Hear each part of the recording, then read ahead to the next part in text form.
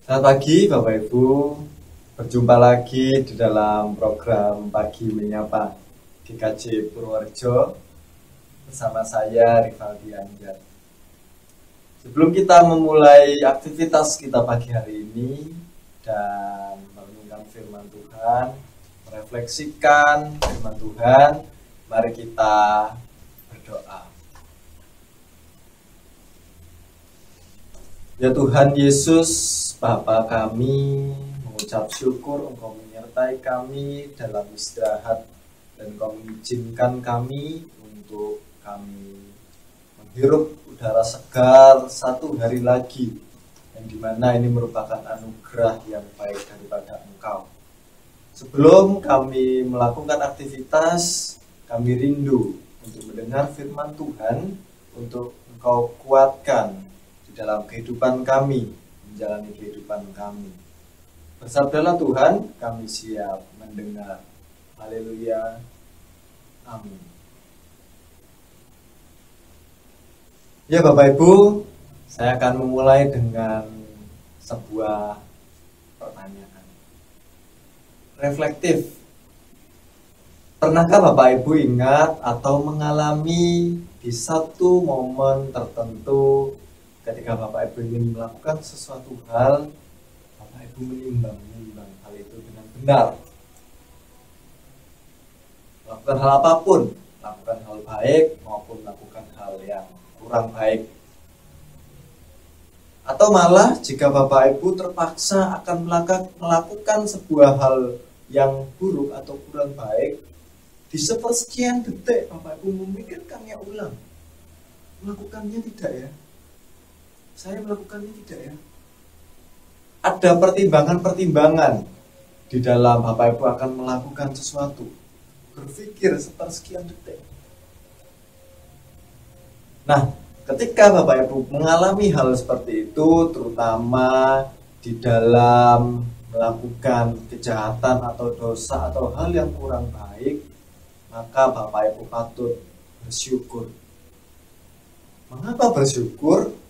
Karena itu adalah tanda bahwa Roh Kudus memimpin kehidupan Bapak Ibu, memimpin kehidupan kita. Nah Bapak Ibu, memang jika kita mengingat di sepanjang kehidupan kita memiliki sebuah tugas khusus, yaitu melakukan firman Tuhan, melakukan hal-hal baik, contohnya keadilan, menolong orang lain. Banyak hal itu adalah kewajiban harus kita lakukan. Tetapi agaknya di dalam kehidupan kita melakukan hal-hal baik seperti itu tidak mudah nyatanya. Apalagi di dalam dunia pekerjaan yang ada banyak orang di sana. Untuk berlaku jujur saja ada beberapa orang yang susah melakukannya. Karena sudah begitu banyak perilaku-perilaku menyimpang yang akhirnya menjadi paradoks. Hal-hal buruk yang dilakukan secara berulang-ulang akhirnya menjadi sebuah kebenaran, menjadi paradoks. Dan itulah Bapak Ibu yang menjadi perenungan kita. Memang Allah pada waktu itu mengizinkan dan selalu meminta kita untuk kita melakukan hal yang baik, melakukan kegiatan yang tidak jahat. Tetapi Tuhan tidak egois. Dia tahu betul apa yang akan kita lakukan, umatnya hadapi. Itulah hal-hal yang sangat sulit. Menjadi murid Yesus memikul salib yang berat. Menjadi murid Yesus memiliki tugas-tugas yang tidak mudah, Bapak Ibu. Tetapi Tuhan Allah kita, Yesus, tidak egois.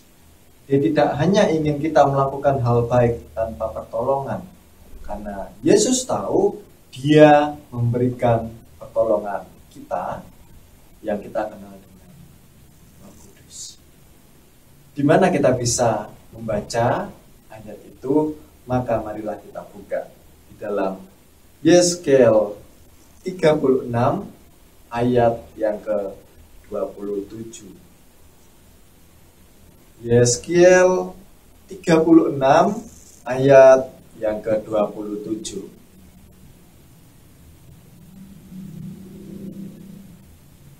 Demikian. Rohku akan kuberikan diam di dalam batinmu, dan aku akan membuat kamu hidup menurut segala ketetapanku, dan tetap berpegang pada peraturan-peraturanku, dan melakukannya.